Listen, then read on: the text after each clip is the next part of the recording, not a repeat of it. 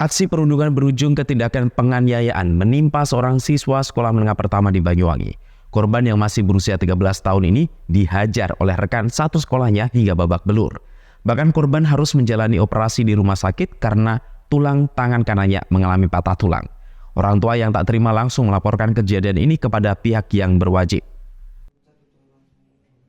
Raka Dwi Arjuna, siswa kelas 8 SMPN 4 Banyuwangi masih tergolek lemas di ruang perawatan Sayu Wiwit di RSUD Belambangan Banyuwangi pada Senin siang.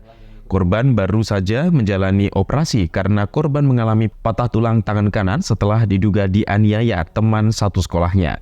Tak hanya patah tulang, korban yang masih berusia 13 tahun ini juga mengalami lebam di kepalanya karena pukulan yang dilayangkan secara membabi buta oleh rekan satu sekolahnya tersebut.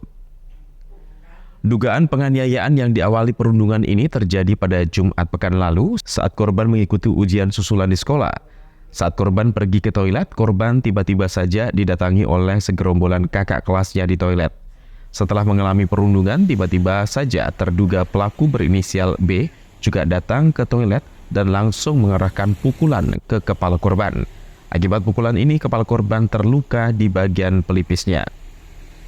Korban yang tak mengetahui akar masalah ini merasa ketakutan. Korban sempat menelpon ibunya untuk segera menjemput karena khawatir akan dianiaya lagi.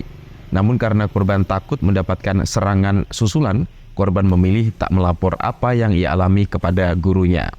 Sepulang sekolah, korban malah meminta izin kepada ibunya untuk pergi sholat Jumat di sebuah masjid di lingkungan Ujung, Kecamatan Banyuwangi, di dekat rumah terduga pelaku, sekaligus untuk meminta maaf kepada terduga pelaku agar tak dianiaya lagi.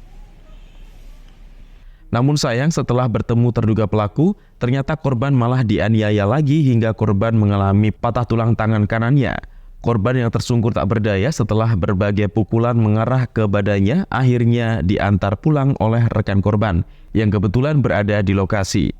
Orang tua yang tak terima anaknya menjadi korban perundungan hingga penganiayaan ini langsung melaporkan apa yang menimpa anaknya kepada pihak kepolisian Polresta Banyuwangi.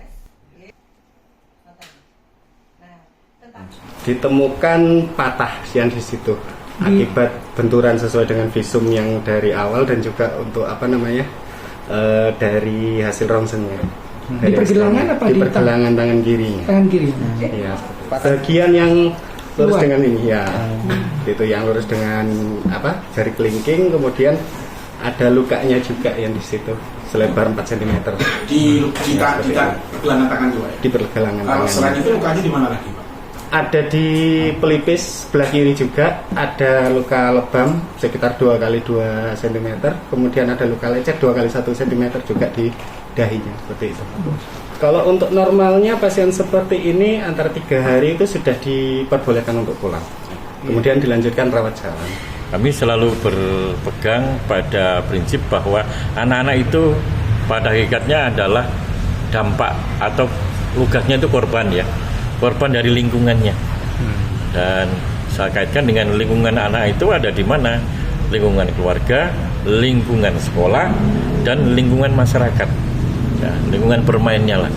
Maka ketiganya harus sama-sama kita koreksi. Tidak bisa sekolah itu dijadikan pihak yang paling bersalah. Ya. Itu kan kolektif. Ya. Tapi sekolah juga nggak mungkin dibiarkan. Nah, untuk sekolah sendiri kami sudah melakukan pembinaan, ya baik itu kepala sekolah langsung, baik digital, baik WA, telepon. Karena kejadiannya hari Jumat ya, langsung kita koreksi, kita bina, terus kita arahkan untuk bisa segera menyelesaikan kegiatan itu. Dan tadi pagi guru-guru semua kita kumpulkan untuk mereview ulang sistem penyelenggaraan pendidikan di sekolah yang bersangkutan. Ya. Hingga kini kasus dugaan perundungan berujung ke tindakan penganiayaan ini masih ditangani tim Satreskrim Polresta Banyuwangi. Menanggapi kasus ini, Dinas Pendidikan Kabupaten Banyuwangi menyerahkan sepenuhnya kepada pihak kepolisian yang menangani kasus yang dinilai sudah tak wajar dilakukan pelajar setingkat SMP ini. Handoko Kusumo, JTV.